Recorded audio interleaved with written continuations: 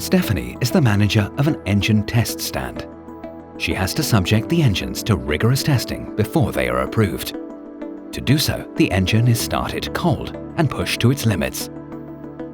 Thus, the fuel no longer burns completely and it mixes with the engine oil. Stephanie knows that if too much fuel mixes with the engine oil, this can destroy the engine, and her work would have been in vain. The solution? The VLO viscosity sensor for liquids from TrueDyne for quality assurance. The sensor monitors the oil directly in the process.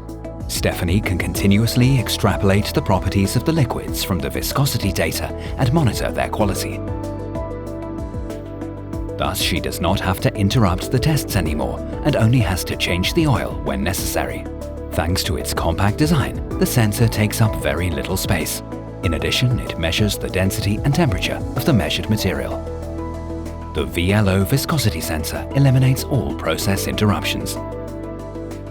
So you will save costs, and you won't just measure directly in the process, but even in real time.